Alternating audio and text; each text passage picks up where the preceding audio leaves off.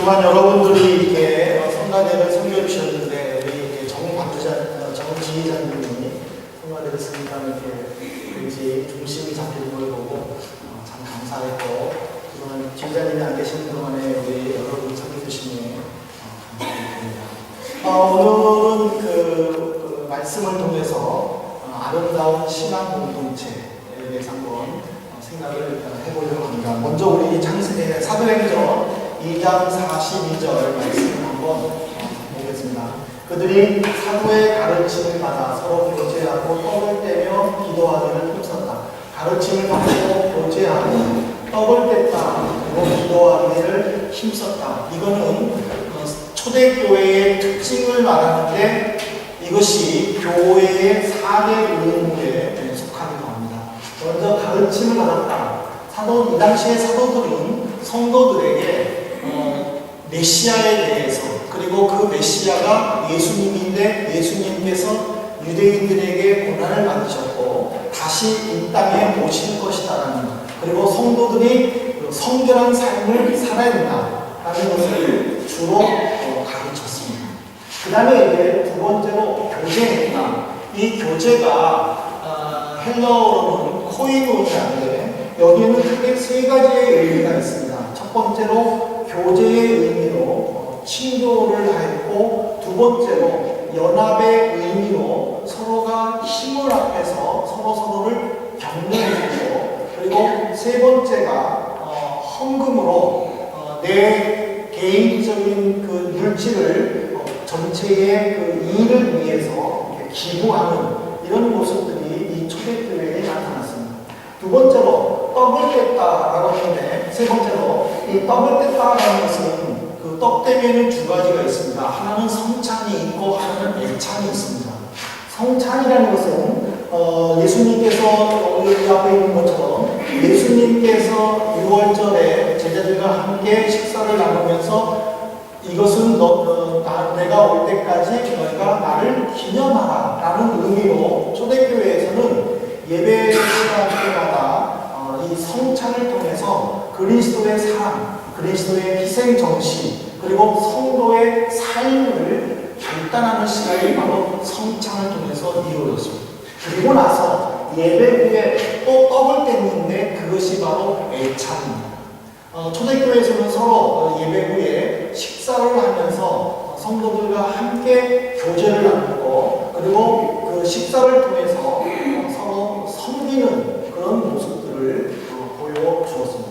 그 다음에 네 번째로 이제 기도하기를 힘썼다라고 했는데, 이것은 그 사도들이 먼저 본을 보여주었죠. 그래서 초대교회 보면 베드로와 요한 같은 경우에는 제9시, 지금으로 말하면 오후 3시에 매일 성전에 가서 기도하기도 했었고, 또 이 기도는 이 초대교회의 굉장히 중요한 예배의 순서였습니다. 그래서 서로 성도를 위해서 같이 기도해 주기도 하고, 또 이 기도를 통해서 성도의 아픔을 같이 나누기도 하고, 그리고 또 이 성도를 위해서 축복해 주는 것이 이 기도였습니다. 그래서 이 기도를 통해서 하나님께서는 성령을 또 성도들에게 주므로 말미암아 성도들이 성령을 체험하는 시간이 바로 이 기도 시간이었습니다. 그래서 저희도 이렇게 설교 후에 함께 통성으로 같이 기도하는데, 바로 이 기도는 나를 위해서도 기도해야 되지만은 내 옆에 있는 사람들을 위해서, 그분의 형편을 모른다 할지라도 주님의 이름으로 이분을 축복하고, 또 주님께서 이분에게 힘을 주고 격려해 주도록 그런 간절함이 우리 초대교회처럼 우리 교회에도 나타나야 될 줄로 믿습니다. 이런 네 가지의 모습, 가르침을 받고 교제하고 떡을 떼며 기도하는 이 네 가지의 모습이 그 교회를 얼만큼 건강하게 세워주는가, 그거의 표준이 된다는 것이죠. 이것이 나타날 때에 교회는 건강합니다. 그래서 초대교회에서는 그런 모습들이 일어났고, 날마다 교회가 성도의 수가 더해졌고, 그리고 기적들이 나타났다고 기록이 되어 있습니다. 이것은요, 그 사도들의 가르침만이 아니었습니다. 예수님께서 이미 먼저 말씀하셨습니다. 여러분 누가복음 6장 28절에 보십시오. 누가복음 6장 28절에 보면은 너희를 저주하는 자를 위하여 축복하며 너희를 모욕하는 자를 위하여 기도하라. 내가 사랑해야 할 대상, 내가 축복해야 될 대상이 누구인가를 바로 누가복음 6장 28절에서 얘기했어요. 너희를 저주하는 자를 축복하고 모욕하는 자를 기도하고. 이거는 내가 사랑을 베풀어 줘야 된다는 겁니다.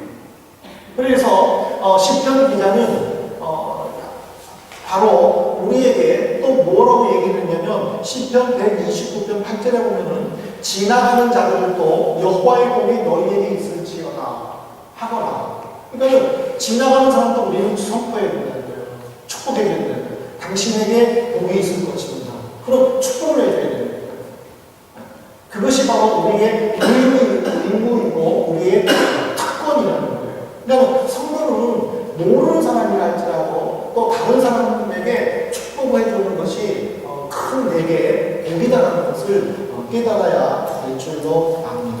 그래서 이런 애창과 또 이 교제와 또 예배 속에서 이런 아름다운 모습들이 일어나야 되는데 이것은 초대교회에만 있었던 것이 아니에요. 바로 이 시간 우리에게도 일어나야 될 줄로 믿습니다. 사실 우리 교회도 보면 매주일에 그 나눔의 시간을 해가지고 이게 성도를 위해서 애찬을 베풀어 주거나 또 특히 음악 전공하는 분들이 이게 성을 중요시해야 되는 불구하고 이렇게 설거지와 청소를 이렇게 하는 모습들을 볼 때에 하나님이 기뻐하시지 않을까 제 개인적으로 생각을 해보고 이것이 어떤 한두 사람의 모습이 아니라 우리 모든 신앙 공동체가 함께 이루어지고 또 함께 나타나면 좋겠다라는 그런 기대감을 제 나름대로 해봅니다. 그러면 이렇게 교회가 건강하게 말씀 가운데에 서서 이런 일들을 행할 때에 교회에는 어떤 모습이 나타나는가 본문을 통해서 두 가지로 살펴보려고 하는데 첫 번째는 44절에 보십시오. 믿는 사람이 다 함께 있어 모든 물건을 서로 통용하고 그러니까 유무상통했다는 거예요. 내 것을 따지지 않고 서로 하나를 가지고 같이 공유했다는 것을 보여주고 있습니다. 근데 초대교회는요, 이것이 어떤 교회 지도자들의 계획에 의해서 의무적으로 이행되는 것이 아니었습니다. 여러분, 사도행전 4장 37절에 보십시오. 사도행전 4장 37절에 보면요, 그가 같이 있음에 팔아 그 값을 가지고 사도들의 발 앞에 두니라. 이게 무슨 말이냐면, 레위 지파 속에서 요셉이라는 사람이 있습니다. 근데 이 사람이 부부로라는 다른 도시에서 태어나가지고 자라서 이제 예루살렘으로 역이민 온 겁니다. 그래서 예루살렘으로 이제 왔는데 조상 때부터 가지고 있었던 땅이 있었어요. 밭이. 그래서 그것을 팔았습니다. 팔아서 사도들에게 줬어요. 그리고 사도들은 요셉의 뜻에 따라서 선한 곳에 사용을 했습니다. 사도가 요셉에게 당신이 그 땅이 팔아서 헌금을 하십시오 말하지 않았습니다. 어떤 계획이 없었고 어떤 틀이 없었습니다. 그저 요셉은 자기 마음에 감동되어서 그것을 팔아서 헌납하였고 사도는 사용했다는 사실입니다. 왜 자발적이고 헌신적인 모습이 이 초대교회에서 나타날 수 있는가? 그리고 그것이 우리에게 지금 살고 있는 나에게 어떤 의미를 주는가를 보여주는데 여러분들, 우리 성도님들 하나님이 베풀어 주시는 기적이 뭐라고 생각하십니까? 우리는 보통 기적하면은 어떤 물질적인 것 아니면 내가 생각하고 있는 것들이 이루어지는 것 그것을 우리는 기적으로 생각을 하고 있습니다. 근데 오늘 이 요셉의 모습을 통해서 하나님이 우리에게 진정한 기적이 무엇인가를 가르쳐주는데 진정한 기적이라는 것은요 자발적으로 헌신할 수 있는 마음 그리고 내 것으로 교회를 돌보겠다고 내 스스로 결단할 수 있는 것 그것이 기적이라는 거예요. 우리는 교회의 일을 한 걸음 떼놓고 볼 수도 있고요. 또 관심 갖지 않을 수도 있고요. 아예 안 할 수도 있어요. 그렇지만은 내 마음 속에서 스스로 내가 이것을 돌봐야 되겠다. 이것을 해야 되겠다. 라는 그런 마음들을 가지고 오는 것. 그 자체는 하나님이 심어주시는 기적입니다. 그것을 우리가 먼저 맛볼 때에 내가 어떤 것으로도 감당할 수 있다는 사실. 초대교회는 이 기적이 나타납니다. 성도들은 서로를 돌보고 서로 자기 것이라고 강조하지 않았다는 겁니다. 그리고 오로지 교회를 생각을 했고 하나님 나라를 자발적으로 했다는 사실입니다. 그러니까 이런 것으로 말미암아 교회가 초대교회는 풍성해졌다는 거예요. 이것이 우리 교회를 한번 생각해 보십시오. 우리 교회도 사실은 예산이 넉넉하지 못한 것은 사실입니다. 그러나 이것을 합리화해가지고 주변에서 도와달라고 하는 그 도움의 호소를 무시한다면 하나님은 기뻐하지 않으실 것입니다. 오히려 힘들어도 복음을 위하여 같이 고생하고 주님의 말씀에 순종하는 마음으로 헌신하고 결단할 때에 나누고 베풀 때에 하나님은 우리 교회에 더 많은 것을 부어주실 줄로 믿습니다. 여기 이것이 이론입니까? 말씀에 나와 있습니다. 열왕기상 17장 12절을 보십시오. 열왕기상 17장 12절을 보면요, 이게 어떤 내용이냐면은 하나님께서 그쪽 이스라엘의 7번째 왕인 아합이 백제를 하고 하나님과 반대되는 삶을 살았어요. 그래서 하나님이 그 나라에 3년 6개월 동안 비를 안 주셨어요. 비를 안 주니까 가뭄이 든 거예요. 가뭄이 들어가지고 사람들이 힘들고 어려운 상황에 빠진 거예요. 그것이 한 단면이에요. 보세요. 지금 떡이 없고 통에 가루 한 움큼 그리고 병에 기름 조금 이것이 그 당시 백성의 모습이었어요. 지금 이 여인은 주워다가 먹고 지금 12절 끝에 안 나왔는데 뭐라고 얘기했냐면요. 음식을 만들어 먹고 그 후에는 죽으리라고 했어요. 먹을 것이 없으니까 죽으리라고 했어요. 근데 엘리야는요. 이 13절 이하에 보면은 낭비가 있어요. 지금 이 여인은요. 과부예요. 남편도 없어요. 그런데 자기는 거짓말하지 않는다라고 하는 마음으로 지금 하나님의 이름으로 맹세까지 하면서 지금 자기 상황을 이야기를 하는 거예요. 근데 13절 이하에 보면은 엘리야가 이렇게 말을 해요. 먼저 나에게 반을 띄어서 나에게 주라. 그리고 그 반을 당신과 당신 아들이 먹어라. 이렇게 이야기합니다. 그러면서 그렇게 되면 음식이 당신 집에 떨어지지 않을 것이다 라고 이야기를 하는 거예요. 근데 여러분 우리가 인간이 사는 거 한번 해보십시다. 한 움큼의 가루 눈에 보이잖아요. 그리고 병에 있는 기름주 눈에 보이는 거죠. 이것만 먹으면 없어집니다. 근데 있을 것이다 라고 하는 것에 대해서 우리가 어떻게 믿을 수가 있어요? 과부는요, 이 여인은 끝까지 자신을 합리화시킬 수 있었어요. 그리고 믿지 못한다고 말할 수도 있었어요. 그럼에도 불구하고 여인은 자신을 합리화하지 않았어요. 엘리야의 말에 순종을 했어요. 엘리야가 하라는 대로 나눠 먹었어요. 근데 무슨 일이 일어난다 아십니까? 여러분 17장 16절에 보십시오. 16절에 보면요. 여호와께서 엘리야를 통하여 하신 말씀같이 통의 가루가 떨어지지 아니하고 병의 기름이 없어지지 아니하며 엘리야를 통하여 하신 말씀같이 지금 통의 가루와 병의 기름이 없어지지 않았다라고 이야기를 하고 있어요. 이게 무슨 말이냐?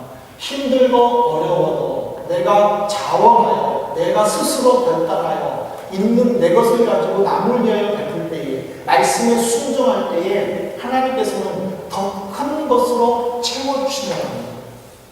오늘 우리가 초대교회가 어떻게 건강하게, 초대교회가 어떻게 부흥하며, 초대교회가 어떻게 그리스도의 사랑을 나타낼 수 있었는가? 그들의 삶은 힘들었고 어려웠지만 말씀이었기 때문에 그 말씀에 순종하였고 그 말씀대로 살았을 때에 하나님께서는 말씀대로 주셨다는 사실입니다.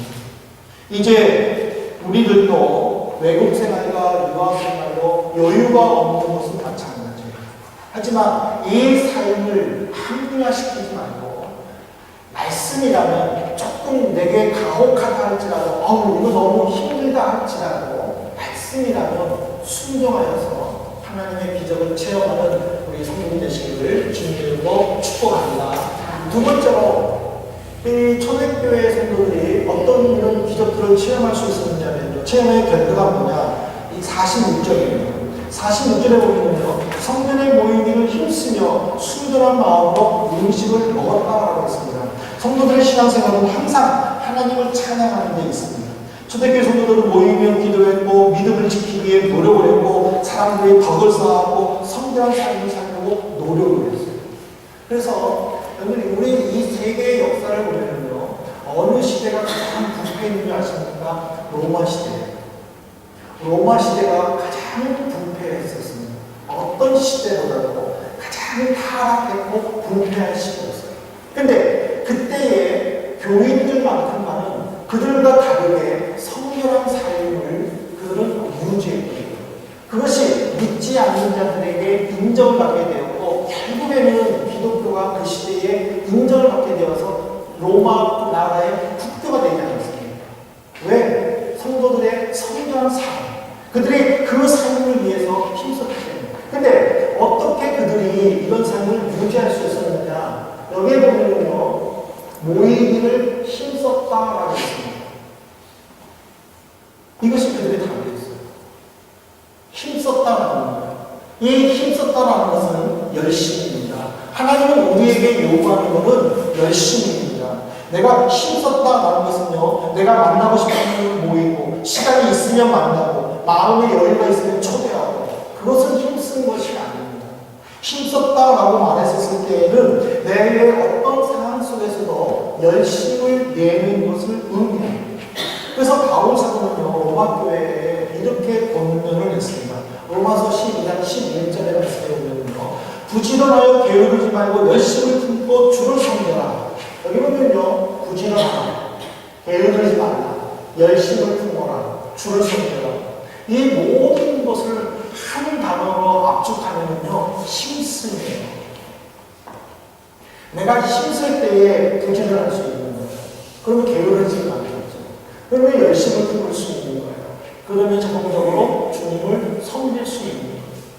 오늘 우리는 우리의 삶을 한번 기도해볼 필요가 있을 것 같아요. 나는 주어진 시간에 얼마나 최선을 다하는가. 우리는 혹시 이렇게 판단하고 있지 않습니까? 이것은 내가 올인해야 될 것, 이것은 내가 적당히 해도 되는 것, 이것은 내가 무시해도 되는 것, 이렇게 지금 우리가 이렇게 나눠가지고 생각하고 있지 않습니까? 오늘 우상숭배가 뭐예요? 지난 시간에 살펴봤지만 우상숭배가 뭐예요? 어떤 형상을 만들어 놓고 전하는 것이 우상숭배예요. 그것도 우상숭배지만요. 우상숭배라는 것은 뭐냐면 하나님보다 더 가치를 두고 거기에 힘쓰는 것이 우상숭배예요. 그렇다면 내가 이것은 올인해야 되는 것, 이것은 적당히 해도 되는 것, 이것은 안 해도 되는 것, 무시해도 되는 것 하고 정한다면 결국에는 내가 하나님이 되는 거예요. 그렇다면 이것 자체가 우상숭배라는 거예요. 우리가 예배당에 나와서 예배 드린다고 내가 구원받은 성도라고 내가 하나님이 기뻐하는 일을 할 것이라고 만족해서는 안 된다는 것입니다. 하나님은 우리에게 매 순간 열심을 내고 최선을 다할 것을 요구하는데 내 스스로가 거기에 반대돼가지고 여기에는 올인할 것, 여기에는 적당히 해도 되는 것, 여기에는 무시해도 되는 것 하고 스스로 결정하고 행동한다면 그 자체가 우상숭배라는 것입니다. 이스라엘 초대교회 성도들은 그런 모습을 하지 않았습니다. 모든 것에 열심이었습니다. 예배에도 열심이었습니다. 그들의 삶에도 열심이었습니다. 그들의 생활에서도 열심이었습니다. 하나님은 그들을 사용하신 것입니다. 하나님은 그들에게 복을 주셨다는 사실입니다. 오늘 우리에게도 초대교회와 초대교회 성도들과 같은 결심과 헌신이 있어야 됩니다. 개인적인 헌신뿐만 아니라 공동체를 위해서 헌신하고 희생해야 합니다. 사실 지금 이 시대는요, 어떤 개인주의가 굉장히 팽배하고 있는 시기 아닙니까? 개인주의가. 그렇기 때문에 모든 것이 나로 인해가지고 시간이 맞춰지기를 원하고, 나로 인해서 환경이 맞춰지기를 원하지 않습니다. 그러나 하나님께서는 개인보다는 공동체를 더 중요시 여기십니다. 아무리 개인적으로 힘들고 어려워도 힘들고 어려운 이가 공동체에 들어올 때에 힘을 얻고 용기를 얻을 수 있는 것입니다. 그것이 하나님이 기뻐하시는 공동체. 그런 공동체를 이루기 위해서는 개인이 희생하고 헌신해야 되는 것입니다. 그것은 어떤 제도나 어떤 그 시간에 의해서가 아니라 내 스스로 자발적으로 이루어져야 된다는 사실입니다. 초대교회가 어떻게 해서 많은 사람들에게 복음이 증거되고 많은 사람들에게 기적이 나타나야 되고 많은 사람들이 교회로 들어오게 되었습니다.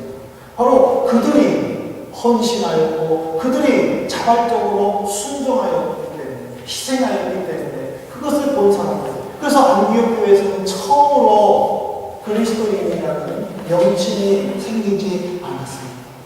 오늘 우리는 어떤 마음으로 왔든지 간에 우리는 그리스도 안에서 한민교회라는 한 공동체에 들어와 있습니다.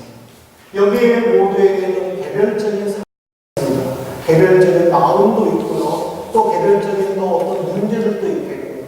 그렇지만 그런 모든 문제들이 이 공동체 안에 들어왔을 때에는 해결받는 곳이 되기를 저는 소망합니다. 사실 우리 민족 자체는요, 이 외세 침략에 많이 시달렸기 때문에 늘 불안해하고 부정적인 사고에 젖어 있습니다. 저도 이렇게 저를 보면은 참 많이 부정적이셨다고 생각해요. 아주 공격적이고, 호전적이고, 부드러운 면이 없고, 딱딱한, 틀에 박혀있는 규격의 짠, 그런 모습들을 보면서 참 많이 나 자신을 회개하고 나를 많이 자책하는데 우리 그 한민족의 기본 습성인 것 같아요. 그렇지만은 그렇다고 해가지고 합리화시켜서는 안 된다는 거죠. 오히려 그런 것들이 있다면 의도적으로라도 긍정적인 말을 하고 의도적으로라도 남을 축복할 수 있는 그런 말들이 나와야 되지 않겠는가. 속마음은 그렇지 않으면서도 겉으로 부정적이거나 불친절하는 것이 사실이라면 그것을 인정하고 이 신앙 공동체에서만큼은 내가 의도적으로 축복해야 되겠다. 내가 의도적으로 선한 말을 해야 되겠다. 내가 의도적으로 긍정적인 말을 해야 되겠다. 예배당에 나오기 전에 먼저 다짐하고 이 자리에 나오면 하나님께서 나를 사용하시고 나를 통해서 내 많은 사람들에게, 내 주변 사람들에게 그리스도의 선한 사랑을 나타내지 않을까 저는 이렇게 생각을 합니다. 사랑하는 성도 여러분, 결론적으로 말씀드리고 싶은 것은 우리 성도들이 주님 안에서 늘 모든 것을 할 수 있다는 신앙의 확신 속에 살 수 있기를 바랍니다. 비록 상황이 꼬이고 내가 생각하는 것보다 반대 방향으로 간다 할지라도 하나님께서 반드시 이루신다는 그런 믿음의 확신을 가지고 생각하실 수 있기를 주님의 이름으로 부탁을 드립니다. 그래서 서로 모일 때에는 기도하고 찬양하고 그 속에서 하나님의 위로를 받고 하나님께 다시 영광을 돌리는 우리 신앙 공동체가 되기를 바랍니다. 예배 후에 친교실에 가서 또 섬기는 분의 손길을 통하여 애창을 나눌 때에 서로 아름다운 모습들을 다른 사람들에게 나눠줄 수 있는 그런 모습들이 우리 속에서 나타날 수 있기를 바랍니다. 여기서의 기쁨, 여기서의 평안, 이 감동이 우리가 불행에서 생활하는 동안에 맛볼 수 있기를 바랍니다. 여기서 맛보지 못하고 어디서 맛보고 있습니까? 여기서 맛보지 못하는 거예요. 가정이나 사회나 친구 관계에서도 다 틀어져요. 그러나 여기서 맛보면 가정이나 사회나 친구 관계에서도 모든 것들이 회복될 수 있는 거예요. 바로 여기가 하나님이 주신 믿음의 사랑의 원천이기 때문에 물이 그 근원을 떠나서 어디서 시작됩니까? 항상 있는 곳이 시작이 되었습니다. 오늘 우리가 예배당에 모여서 것처럼 내가 부르신 그곳에서 내가 예배할 수 있는 예배의 자리로 나올 수 있는 것은 내가 헌신하고 내가 결단하는 거예요. 주변에서 끌어올 수 없는 거예요. 우리나라 속담에 그런 말 있지 않습니까? 말을 물가에 끌려갈 수는 있지만 물을 모를 수는 없다. 우리는 끌고 올 수는 있지만 그 물을 먹는 것은 말입니다. 말이 거부하면 물을 못 먹는 거예요. 여기가 사랑스럽고 여기가 풍성하고 여기가 아름답지만 나 혼자 내 마음속에서 불안해하고 내 마음속에서 적응하지 못하고 내 마음속에서 힘들어하면 여기는 평안한 곳이 못 될 수 있습니다. 내가 이곳에 헌신할 때, 내가 여기에서 투자할 때, 내가 여기서 쏟아부을 때에 여기가 더 기쁨이 될 줄로 믿습니다. 이 시간에 우리 한번 생각해 보십시다. 나는 어떻게 살았는가? 내가 앞으로 어떻게 살아갈 것인가? 초대교회 성도처럼 건강한 교회를 만들기 위해서 내가 해야 할 일이 무엇인가? 우리 한번 일주일 동안 고민해보고 그래서 결단해서 내 봉사를 통해서 내 헌신을 통해서 우리 교회 한민교회가 더 건강하고 아름다워지고 이곳에서 응답과 축복의 기적이 일어나는 귀한 장소가 되기를 주님의 이름으로 축복합니다. 이 시간에 우리 함께 잠시 기도하십시다. 하나님, 성도들 사이에 서로 축복해주고 또 서로 기도해주는 모습들이 우리 교회에서 일어나게 해주십시오. 내가 먼저 마음을 열고 그 일에 힘쓰게 해주십시오. 우리 잠시 한번 통성으로 기도하시겠습니다. 자유로우신 아버지 하나님 감사드립니다. 우리를 사랑해 주시고 힘내게 해주시면서 우리의 삶 속에서